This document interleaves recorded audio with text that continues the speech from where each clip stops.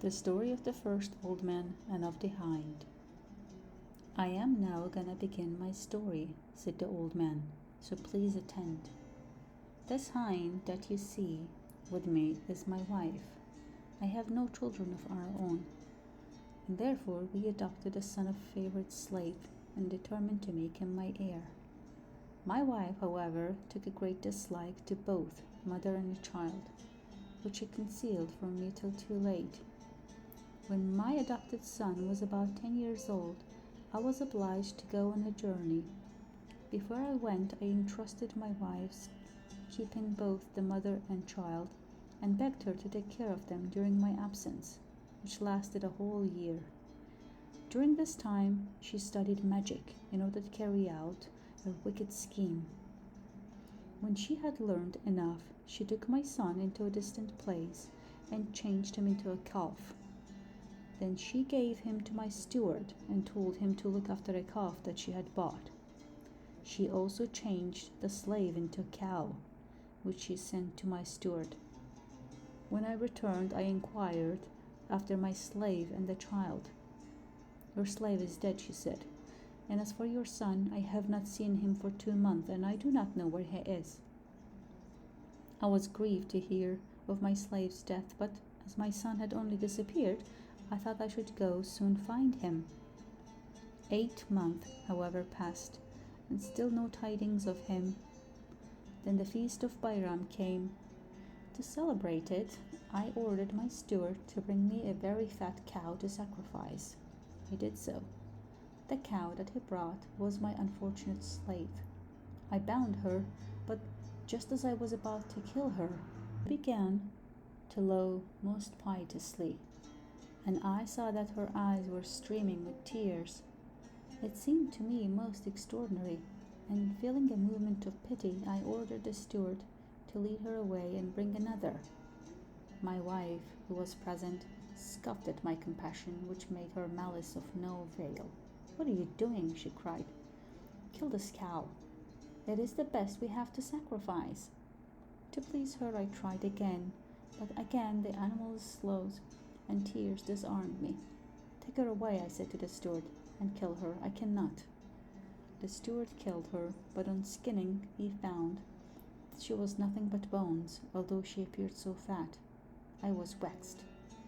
"Keep her for yourself," I said to the steward, "and if you have a fat calf, bring that in her stead."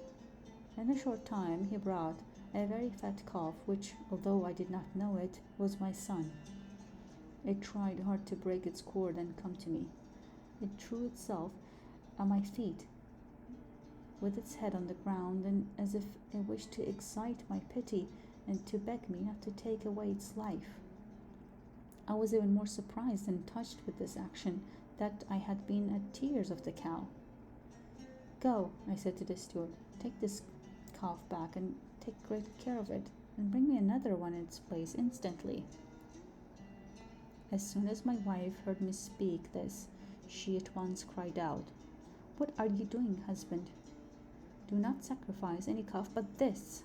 "Wife," I answered, "I will not sacrifice this calf." And in spite of all remonstrances, I remained firm. I had another calf killed. This one was led away.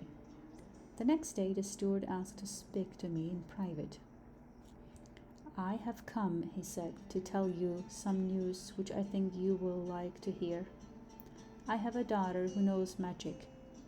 Yesterday, when I was leading back the calf which you refused to sacrifice, I noticed that she smiled, and then directly afterwards she began to cry. I asked her why she did so. "Father," she answered, "this calf is the son of our master. I smile with joy at seeing him still alive, and I weep to think of his mother, who was sacrificed yesterday as a cow. These changes have been wrought by our master's wife, who hated the mother and son." At these words of Genie, continued the old man, I leave you to imagine my astonishment. I went immediately with the steward to speak to his daughter. First of all, I went to the stable to see my son, and he replied in his dumb way to all my curses. When the steward's daughter came, I asked her if she could change my son back to his proper shape. Yes, I can, she replied, on two conditions. One is that you will give him to me for a husband, and the other is that you will let me punish the woman who changed him into a calf. To the first condition, I answered, I agree with my whole heart, and I give you an ample dowry. To the second, I also agree. I only beg you to spare her life. That I will do, she replied. I will treat her as she treated your son. Then she took a vessel of water and pronounced over it some words that I did not understand. And then, on throwing the water over him, he became immediately a young man once more. Son, my dear son, I exclaimed, kissing him in a transport of joy. This kind maiden has rescued you from a terrible enchantment, and I am sure that out of gratitude you will marry her. He consented joyfully, but before they were married, the young girl changed my wife into a hind. That is she whom you see before you, behind me. I wished her to have this form, rather a strange one, so that we could see her in the family without repugnance. Since then my son has become a widower and gone traveling. I am now going in search of him, and not wishing to confine my wife to the care of other people, I am taking her with me. Is this not a marvelous story?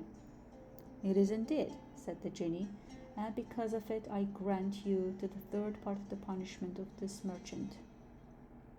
When the first old man had finished his story, the second, who was leading the two black dogs, said to the genie, I am going to tell you what happened to me, and I'm sure that you will find my story even more astonishing than the one to which you have just been listening. But when I have related it, will you grant me also the third part of the merchant's punishment? Yes, replied the genie, provided that your story surpassed that of the hind. With this agreement, the second old man began in this way. Stay tuned to hear what he had to say.